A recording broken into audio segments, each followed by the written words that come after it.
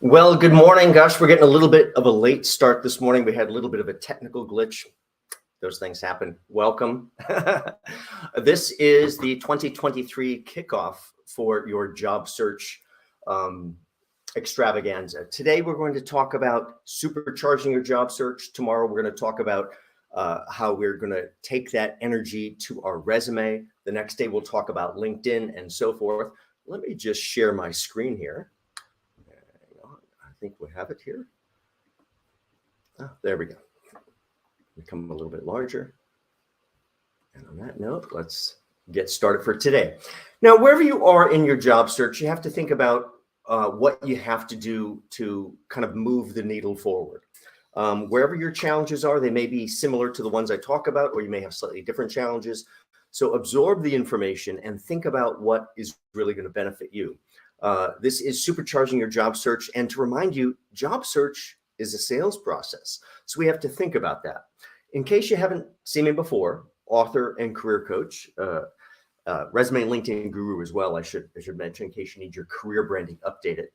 But, you know, this comes from a lot of time on a desk as a traditional recruiter, a traditional headhunter that had to go into the competitor companies, find that superstar, lure them out. All of this expertise across the series comes from that background. Now, the last 10, 11 years, I've been working one-on-one with clients, really helping them elevate their career branding. So you're going to get a lot of those secrets mixed in as well. If you need more than is in today's session, check out my book, SelfRecruiter, Changing the Rules. Lots of that over on my SelfRecruiter website and over on all the various channels you may be watching. So we're going to skip right ahead. A few other resources that'll help you. You can click over to my SelfRecruiter page and take a look at a special version of my LinkedIn lecture. Now, we'll do the LinkedIn lecture on Wednesday, but this is a very special version that was shot at the public library where you can see myself live and at the same time see the slides large or slides small. Really use it as a wonderful start and stop tutorial as you build and increase the value of your career brand. A few articles over my LinkedIn will help you stay out of the muddy traps that are waiting for you. Let's jump right into what job search really is. Now, when you look at everything here on screen, and there's a lot of things here, let me get a sip. We have, you know, looking for the job posting itself, or looking for the need, or hearing about the need, or all these individual ways to split the hair. You have to think about all these different aspects because every one of these different aspects could provide you the solution you're looking for, that next opportunity. And you have to put a little bit of effort down each road. And that means all of that activity very quickly is going to leave you in a pretty unhappy place. Now, I used to ask job seekers when I'd go talk to the audience in person, I'd say, well, how are you feeling about your job search? And of course, this is all the stuff that people would yell out. I'm like, not very uplifting. No. But it is reality, and we have to start based in reality to really understand what we have to change. We cannot let someone else do the thinking for ourselves. We're going to have to put down that smart device or get out of the back seat and get behind the wheel, or we're not really going to get to the destination that we're desiring. Now, in job search, you have to keep your needle and compass focused at all times. And that means this is your guiding principle. Is this the most effective use of my time at this moment? Very, very important. So when you feel like things are spiraling out of control, I'm going to forget something. I have an interview tomorrow. I have to send 3 more resumes. Something important could be forgotten. That's when you have to use that principle. Now, all that laundry list of activity we showed you earlier really gets distilled down to these core elements. And that's searching for jobs, sending out resumes, networking, following up, because if it was important to do the first time, we should follow up and really see why that has stopped if it didn't go somewhere. Strategizing for the interviews. And really, a lot of the effort, from my view, is about marketing yourself to decision makers. A whole special lecture next week just on that aspect of it. So don't get too hung up on it. Wherever you are in your process, think about either whatever the next step is or whatever the first step is for you. And then the goal here is to turn this into a repeatable process that produces interviews for you, produces multiple offers for you. That's how you get choice in your job search. Now, structuring and building a job search plan of action, not likely to get to your goal or what you're dreaming about in your career without some plan. So you really have to put together some basics. Here is the simplest structure possible, and it's very, very effective. We're going to reverse job search. Now, what do most people do for job search? They sit on the internet, looking at job postings, and there goes the time, round and round and round. Time is the only resource you actually have. And yet most job seekers throw away 50% or more of their time because all they really do is sit on the internet looking for job postings. And about half of all job postings you see are not actually real. I know, shocking. They're supposed to be real, but they're not actually real based on how they're sold. Now, I used to be VP over 100 office recruiting system. I can tell you how any company of any size, I don't mean the mom and pop bodega on the corner, but company of any size, they buy their job postings one time per year. Only way you ever get a good deal. So you go, well, how many job postings could I use this next year? And you take that to the sales rep, you do a little horse trading. And then those are use them or lose them the moment I sign that contract. No idea 6 months or up to a year ago what I was going to be hiring today. But those are use them or lose them within 12 months. So very quickly, it's a slippery slope. They begin to post things they may hire someday, which has no relevance on today. Why don't we reverse that whole process now that you really thought about it? And why don't we select the companies? The number's 30, by the way. I know it's a tough number. We'll talk about that, but that's the right number to produce opportunity for you. 30 companies or organizations, profit, nonprofit, none of that really matters. We'll get into it, that you're dying to work for. Now, it can't just be that you saw an open job. That's not you dying to work there. That's dying for you to get a job. Companies you're dying to work for. Why do you desire to work there? Could be their brand, could be their quality, could be something they do, could be how they give back. Who knows what it might be for you? Could be their benefits and their salaries. Who knows?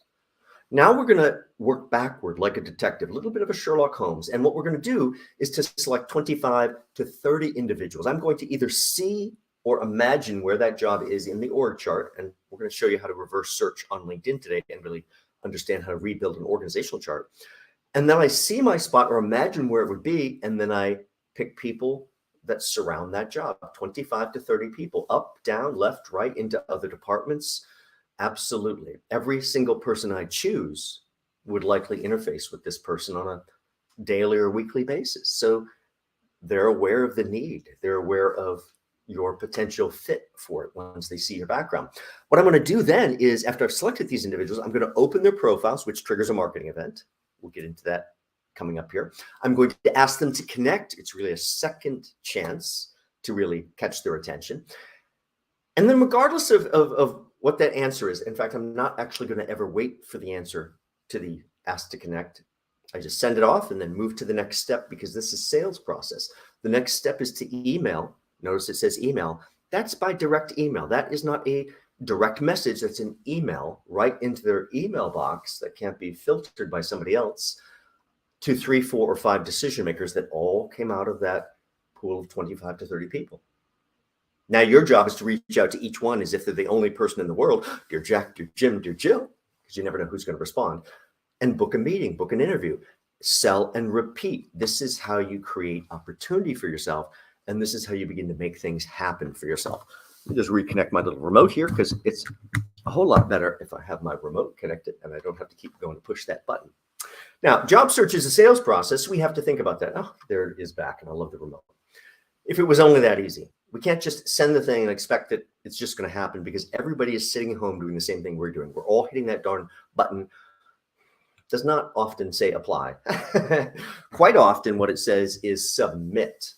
Excuse my tissue. All capital letters, until we're so submissive, it's like a Friday night waiting for that phone to ring. It's going to be a telemarketer when that does ring. So this leaves us back where we started, in a very unhappy place, and we have to break this cycle. You break this cycle by taking control, by becoming a self-recruiter. This is one great recruiter that looks after one great candidate. That's you. So yes, you have to be the person looking for the job and looking for the opportunity, but I also have to be the strategist, the cheerleader. I have to pick myself up by the bootstraps if I need it. All of that. Now, mostly what a self-recruiter is this individual that takes control by doing 2 things. Keeping one eye on the toughest competitor imaginable. You know, those 4, 5, 6 scary people that would scare you out of applying for that job. Oh, they're going for it. Oh, forget it. Those people, you can beat them so easily. Those perfect people, I'm not really sure if I've met one, but those perfect people, they wake up with something called ego and arrogance. They splash the water on their face. And then they go, well, who are they going to hire? Well, they're going to hire me. Okay. That's not preparation. That's putting your clothes on, washing your face. We all have to do that. You can outmaneuver those people very, very quickly, but you have to keep an eye on them. You can't put your head in the sand or they'll beat you every single time. The other part of becoming a self-recruiter is what we really do on LinkedIn and learning how to dramatically change our networking process, our engagement process. Now, problem solving. I want you to think about the toughest challenge you took on in your career. Think about that one. Oh, that challenge, that one. That involved a tremendous amount of problem solving, a tremendous amount of stress.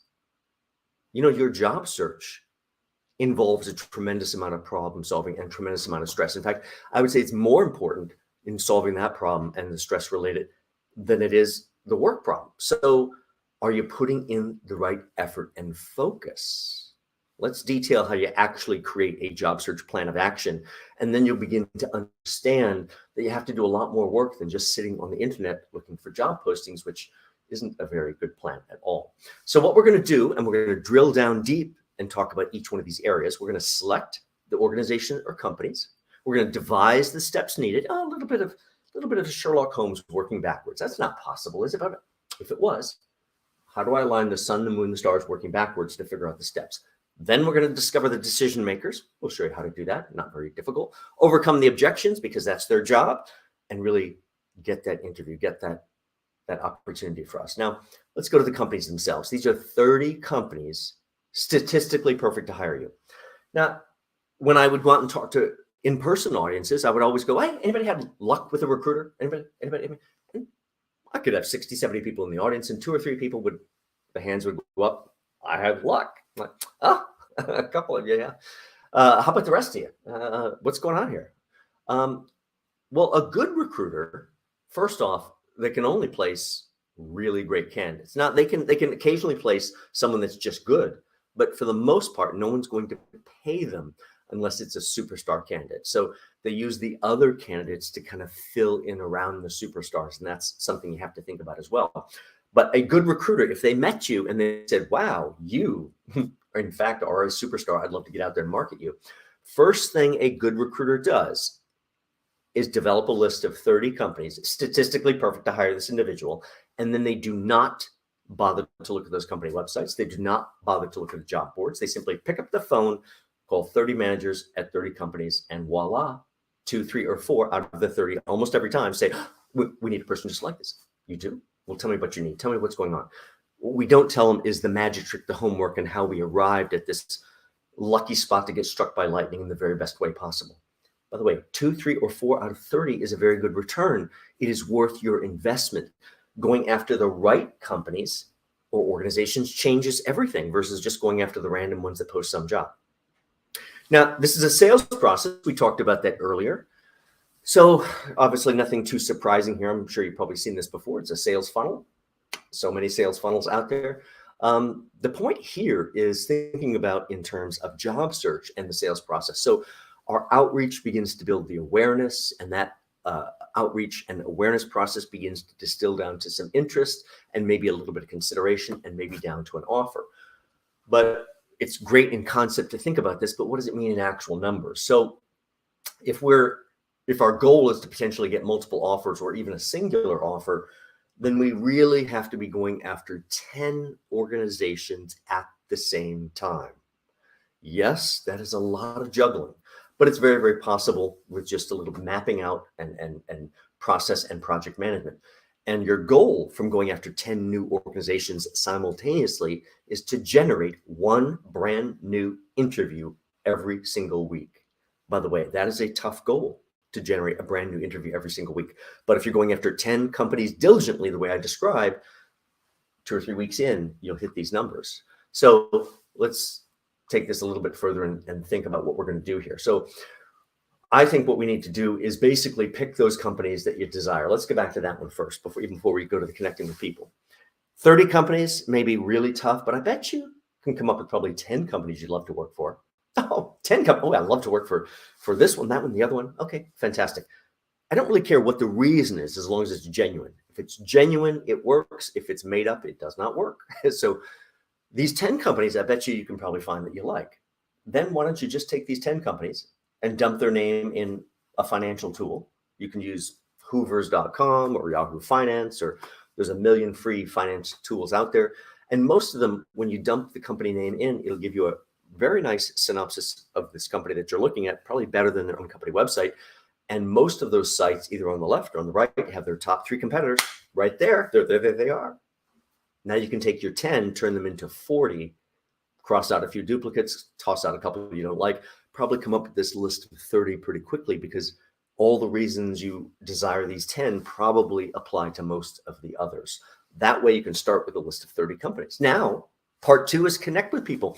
Go in and select 25 to 30 people using a reverse search of LinkedIn. That's coming up. We'll show you.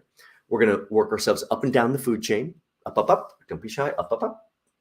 Boss, boss's boss, boss's boss's boss. It's top-down selling. Let's do it. And all the way down to admin level for very strategic reasons. And of course, those surrounding departments, everything else. I'm going to ask. Each of these activities is like taking a hook, putting a worm on the hook, tossing it out into the pond, and being brave enough to wait for it to wiggle around and draw attention. The whole goal is to get them to click on it to open up your profile on LinkedIn, your sales brochure, or at least it should be your 3-dimensional sales brochure all about you, naturally driving them to the one conclusion that they should hire you, or you should fix your LinkedIn profile. Now, when I go to connect with people, I'm going to communicate, you don't know me, I'm professionally appropriate, and here's a little stroke to your ego. It's really as simple as I like to connect with other professionals in our niche or niche, depending how we'd like to say that. And of course, I'd love to add you to my professional network on LinkedIn. You don't know me, I'm professionally appropriate, little stroke to the ego. Out of 25 to 30 connect requests, you probably get 10, 12 of them back pretty quickly. Oh, I know you'd love them all. That's not what it's about. It's really about drawing attention to your story, getting them to have the epiphany that, oh my gosh, we need a person just like this over here. Yes, you do. So now, without waiting, because it's a sales process, there is no waiting. I've asked them to connect, and I certainly don't wait for the answer.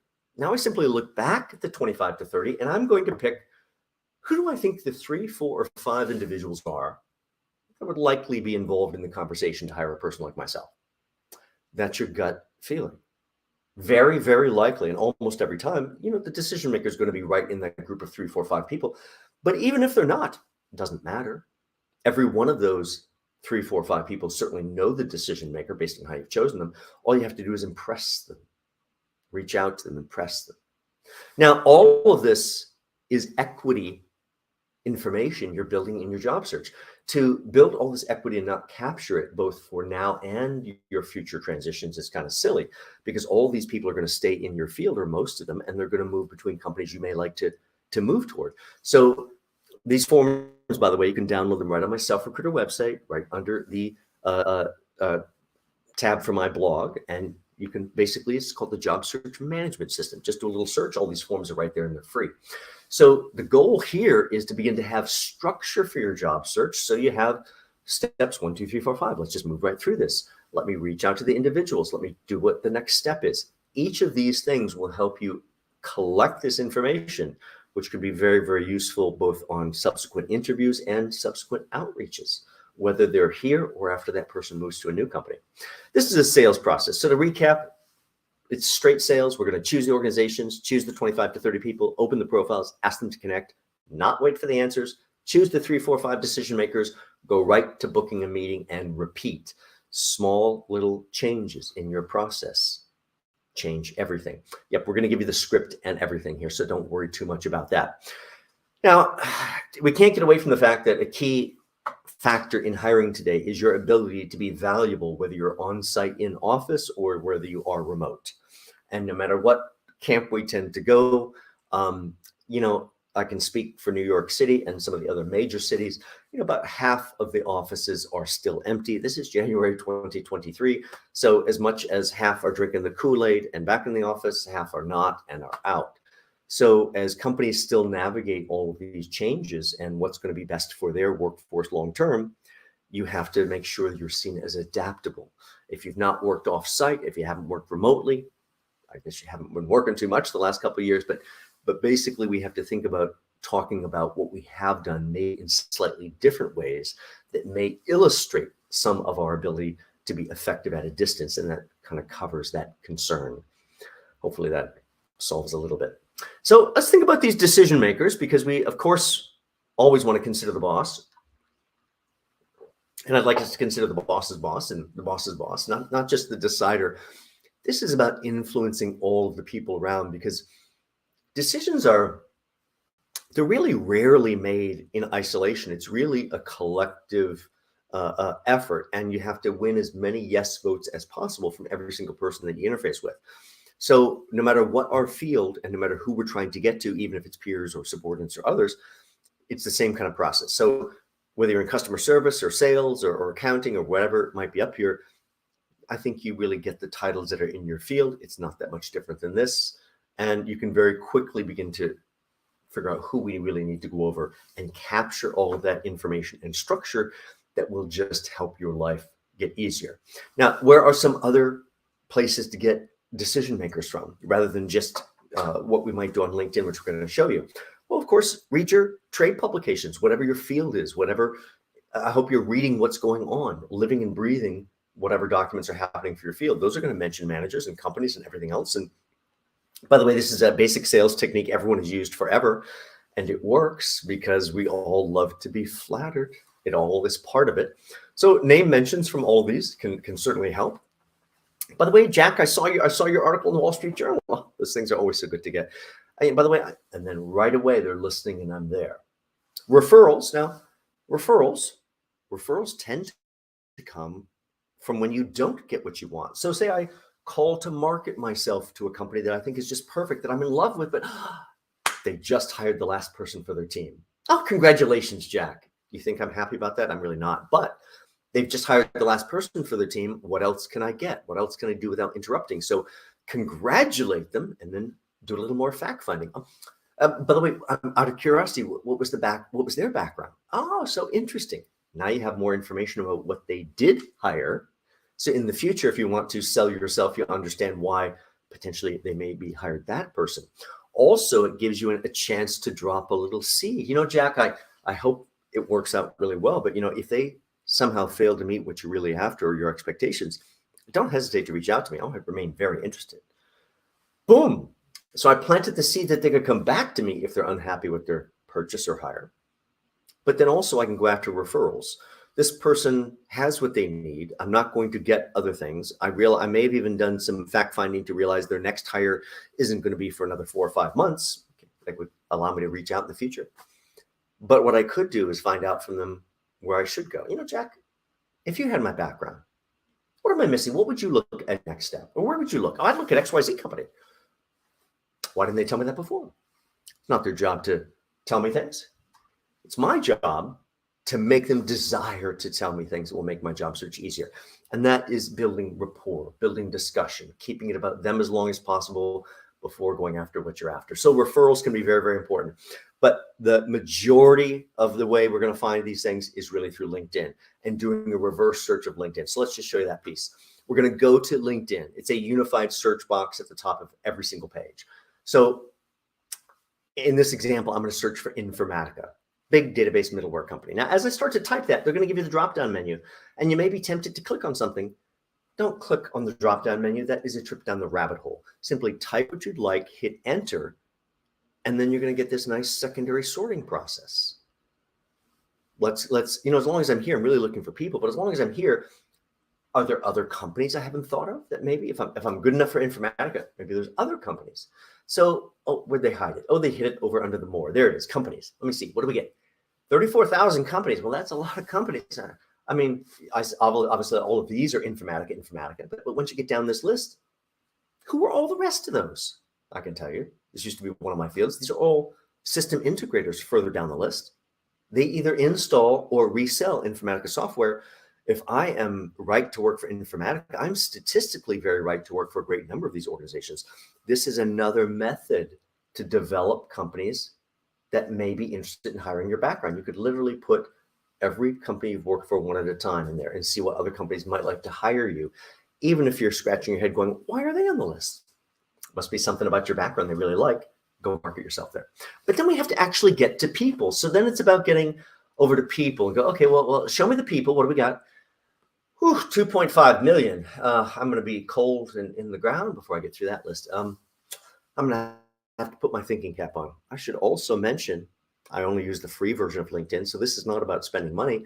This is about thinking creatively. So I don't need them all over the world. I need them in the US. So give me the ones just in the US. And also I don't need them like working for Informatica 3 years ago. I need them working for Informatica now. So currently US, currently Informatica, what do I get? 1,615 results. And I like this. I'm getting somewhere. But I can't look at 1,600 people either.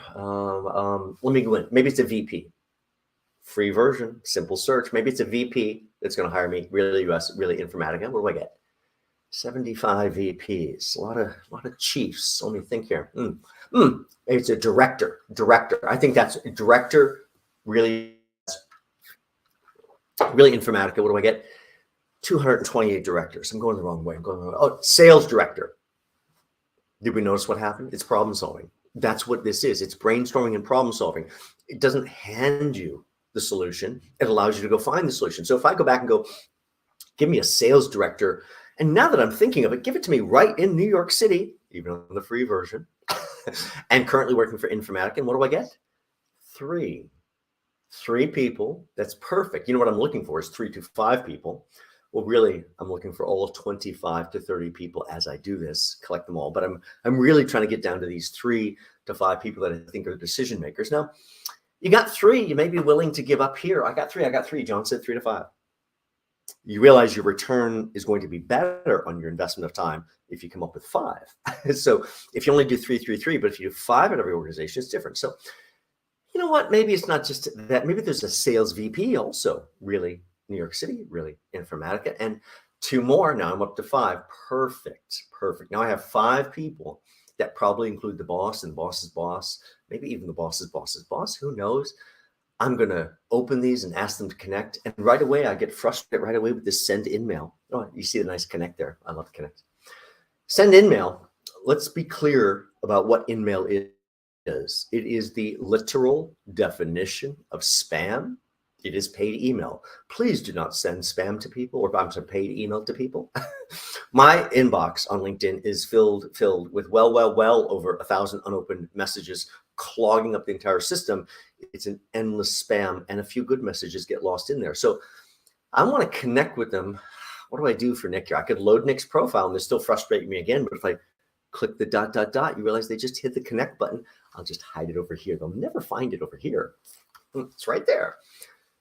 And of course, here's the message you write one time ever and copy and paste forevermore. I like to connect with other professionals in our niche. And of course, I'd love to add you to my professional network on LinkedIn. It says you don't know me, professionally appropriate, little stroke to the ego. And suddenly I'm right in the process. And I need to capture all of this valuable information of decision makers. This has to be about them. It's like a dating process before it's ever about you. So wherever you are in that process, take your first step. Now, your first step might be, hi, this is John. I'd like you to hire me. Security, how'd you get my number? Take me off your list. Never call me again. You have to call them with value. This is a sales process. It's a date besides being a sales process, which means every word has to be value, and it has to be value about them. Can't be about you, even though it really is about you. Your job is to be persuasive. You have 30 seconds professionally to live or die. Now, dying sounds like, how'd you get my number? Take me off your list. Never call me again. I hate you people. As a recruiter, I've heard all those things and I live to tell. So it is about developing a tough skin and realizing the valuable company that sees your value will want to speak with you.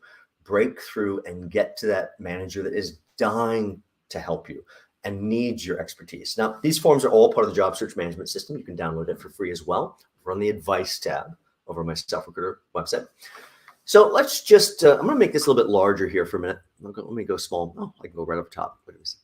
There we go. Make this a little smaller so you can see the form. Now, you're not really going to write your script right now. We're going to review this and you're going to write this as homework afterward, but let me walk you through it. Now, this text on the left column here is going to remind you of what I'm teaching you now. Let's just walk through the structure and let you hear it here. We're going to greet them, wait for the response. Now, nobody wants to wait for the response because that's when they go, how'd you get my number? Take me off your list. Never call me again. So we're afraid of that. We're going to tell them why we're calling, get to the valuable point. We may tell them about educational background. Now, if we went to one of those schools, there's only about this many. If we went to one of those schools, my gosh, mention it. I see the doors fly off the hinges for my clients that went to those schools. But if you went to one of the other very good schools, forget that. But it's a very good one. Forget it. It's not one of those. It's one of those or it's not. So then what we do is directly move to 2 or 3 key points, key deliverable, valuable points that would make them jump out of their chair. And then we close, which is simply a fancy sales term for, well, most people really don't understand it. They think it's asking for what you'd like. And that's specifically not closing. That's a really bad idea. People don't understand it. What closing really is asking for what you'd like and then asking for agreement to it. Let me let you hear this whole thing. I'm going to come a little bit larger now. I think we can switch back over. Let you hear this whole thing as if it were live. That might be like this. Hey, good morning, Jack. It's John Crant. How are you doing this morning?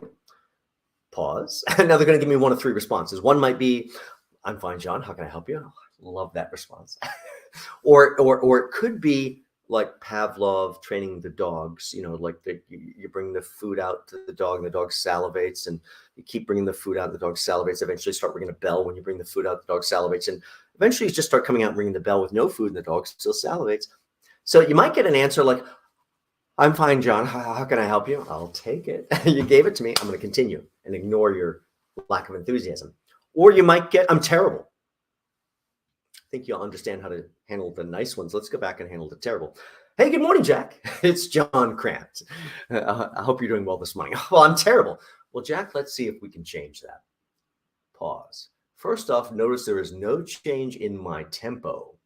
Oh, I am going to get right to the point because I realize this person needs to hear the point right away. Well, Jack, let's see if we can change that. I just had to reach out and introduce myself to you. I'm so excited by what I see going on at XYZ company. Pause. It's a date. If I cross the room and say, I just had to come over here and introduce myself to you. Oh, was it my eyes? Was it my lovely hair? What was it? Was it my suit? They'd want to know why. Same thing here. So when I say, oh, I just had to reach out and introduce myself, I'm so excited by what I see going on at XYZ company. You have to have gone and done your homework. If you don't have the answer, you go do a Google News search, see what's going on with the company, see what articles are out there. If there's nothing there, go check their press releases, find something to mention to stroke their ego about where you could attach your value. So I go, oh, Jack, I saw that Wall Street Journal article on your new such and such launch. Oh, those things are always so good to get. Why don't you speak to them like a human being, like a dear friend? And then ... All I have to do now is dangle a carrot to get the interview. What could be valuable enough that they want to speak with me? Jack, I'd love to come in and share with you how our team, because we handled a very similar launch. I'd love to come in and share how we handled all those issues I bet your team's experiencing. In fact, here comes the close. I have an opening on my calendar. My calendar. Your words are very, very important. Opening on my calendar Tuesday at 10 a.m. Might that work for your schedule? Might that work for a brief conversation? Never a 15-minute conversation. Never put a timer on it. Brief solves their only concern, which is don't waste my time. The rest of it connects the dots to value. This is a living script that you will rehearse and gets better every time. And you have to, like a boxer light on their feet, be ready to move and shift. Write out a really great script and practice it, because that is key to really being super effective at what you're doing. Now, you're either going to get or not get what you're after. You're usually after an interview for this particular thing, but maybe you didn't get it because they just hired, the offer went out yesterday. My timing is off. Okay, well, I didn't get what I was after. What else could I get from this call? Because I worked too hard to get this person in conversation. I have to get something else. I could get information. I could get advice. I could get referrals. I could get all sorts of things. I could get a sense of the energy inside this company. So what else can you say? What else can you leave them thinking? What are they thinking of you? There must be something else on top of this you can ask, and also go after those individual referrals. What else should I be looking at? What am I missing? Now, there's another angle, and I was taught this as a recruiter, and then I subsequently taught recruiters as the national trainer to do this for many years, and that is getting what is called an agreement to a relationship. Now, when I was first taught this, I thought, this sounds like hogwash to me. I'm like, what? They're going to agree to a relationship to me? They've never spoken to me before? But I went through the training and I did it, and I'm like, oh my goodness, it works. I wouldn't have expected.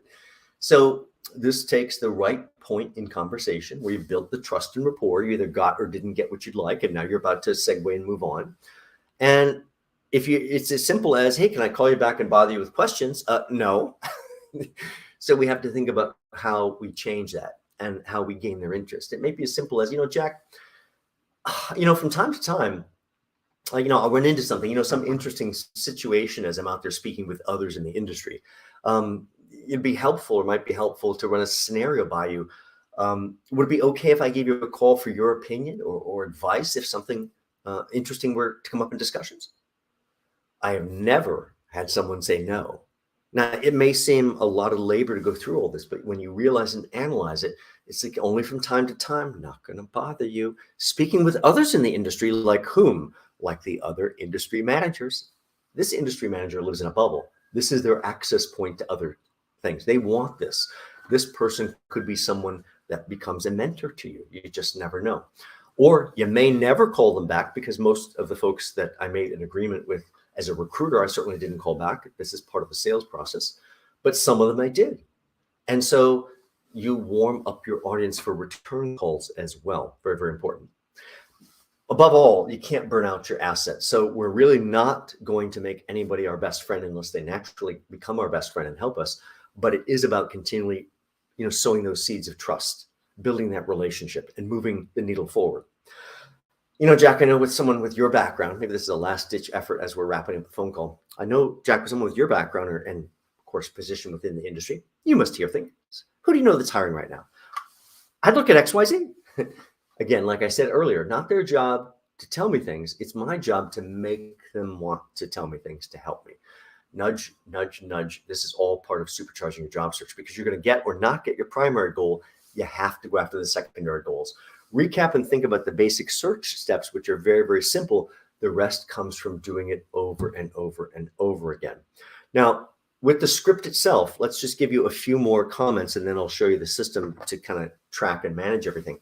The script itself, let's be clear of what you heard. You heard me only use the manager's first name, dear Jack, dear Jim, dear Jill. I don't care if that's Jack Welch at GE. It's by first name.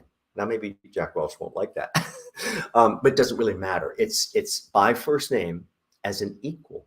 You must be absolutely equal to everyone you speak with. I will certainly never speak up to someone, and certainly never speak down to someone.